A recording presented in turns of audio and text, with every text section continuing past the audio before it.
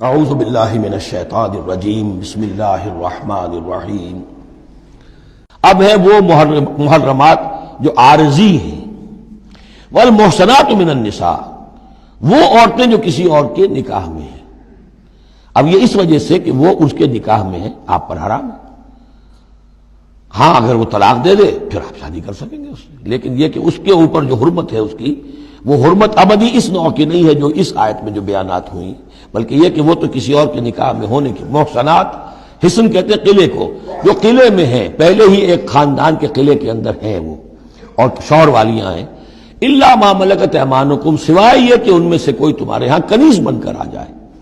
اب ظاہر بات ہے جنگ ہوئی ہے، وہ عورتیں جو ہے مشرک مردوں کی بیویاں ہیں، وہ لونڈیاں بن کے آ گئی ہیں، تو اگرچہ وہ بیویاں ہیں مشرکوں کی، محسنات ہیں اس معنی میں، لیکن وہ لونڈی کی حیثیت سے آپ کے لیے جائز ہوگی۔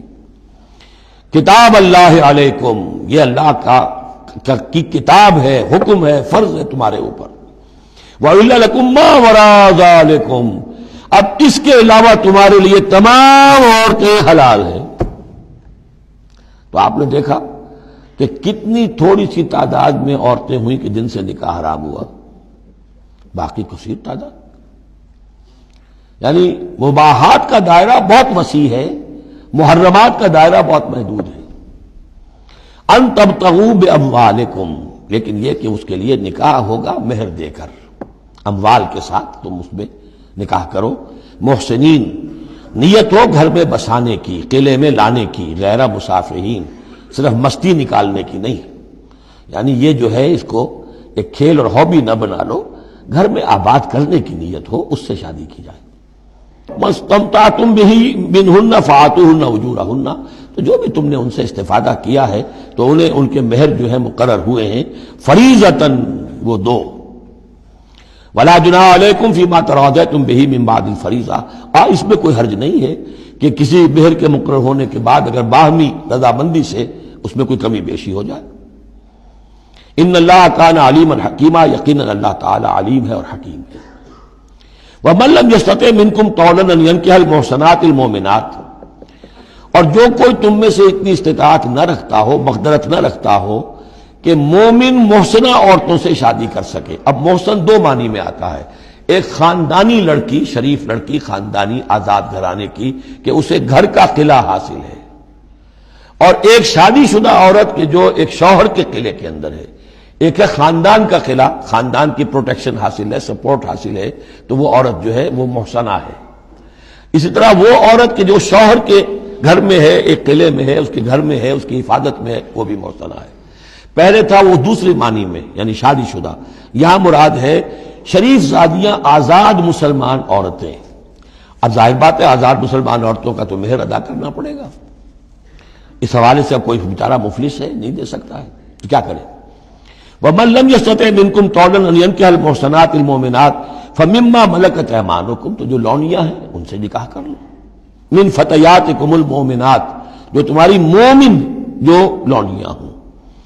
فَأَنكِحُوا وَاللَّهُ أَعْلَمُ بِإِيمَانِكُمْ، باقی یہ کہ کون مومن ہے اور نہیں ہے یہ اللہ بہتر جانتا ہے۔ مراد یہ ہے کہ جو بھی قانونی اعتبار سے مسلمان ہیں، جس کے تم ایک دوسرے کو مسلمان سمجھتے ہو۔ بعضکم من بعض، تم سب ایک دوسرے ہی میں سے ہو۔ فَأَنكِحُوهُنَّ بِإِذْنِ أَهْلِهِنَّ، تو ان سے تم نکاح کرو ان کے مالکوں کی اجازت سے۔ اب ظاہر بات ہے وہ لونڈی ہے زید کی، تو زید اس سے جنسی تعلق قائم کر سکتا ہے، لیکن یہاں اب ایک شخص اس سے اجازت لے رہا ہے کہ میں آپ کی اس لونڈی سے نکاح کرنا چاہتا ہوں۔ اگر اجازت دے دی، اب زید کا تعلق منقطع ہو جائے گا، اب وہ اس لونڈی اس کی اس اعتبار سے اس کے کام میں نہیں آ سکتی، بلکہ وہ اب منقوہ ہو جائے گی ایک مسلمان کی۔ اس لیے بے اذن اہلہن، اور اس میں پیش نظر رکھیے کہ ایک معاشرہ تھا، بالفعل یہ شکلیں تھیں، یہ نہیں کہا جا رہا یہ شکلیں پیدا کرو۔ اصل بات کیا ہے کہ جو معاشرہ تھا جس میں کہ قرآن نے اصلاح کا عمل شروع کیا ہے، تو اس میں کیا کیا صورتحال تھی، کس کس اعتبار سے اس میں بہتری پیدا کی گئی تدریجاً۔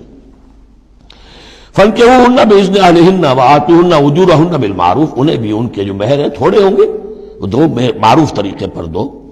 محسنات غیر مصافحات، ان سے بھی جو تعلق ہے یہ نکاح کا ہوگا تو نیت ہونی چاہیے گھر میں بسانے کی، محض مستی نکالنے کی اور شہوت رانی کی وہ نیت نہ ہو۔ ولا متخذات اخدان، اور نہ ہی کوئی چوری چھپی کی دوستیاں اور یاریاں ہوں۔ یہ نہیں کھلم کھلا نکاح ہو، معلوم ہو کہ فلاں کی لونڈی ہے. جیسے حضرت سمیہ رضی اللہ تعالی عنہ، یہ ابو جہل کا چچا تھا، ایک شریف انسان تھا، اس کی لونڈی تھی. پھر جب یہ یاسر آئے ہیں یمن سے اور آباد ہوئے مکے میں، تو انہوں نے اس کے ابو جہل کے چچا سے اجازت لے کر اور ان کی لونڈی سمیہ سے شادی کی. ان سے پھر حضرت عمار ہوئے، عمار ابن یاسر اور عمار کی والدہ سمیہ رضی اللہ تعالی عنہم، یہ تین کا ایک کنبہ تھا. وہ شریف آدمی مر گیا تو پھر ابو جہل جو ہے اس کو اختیار ہو گیا ان پر. اس نے پھر جو پرسیکیوٹ کیا ہے وہ آپ کو معلوم ہے. اس خاندان کو بدترین جو ایذائیں دی گئی ہیں وہ اس خاندان کو دی گئی.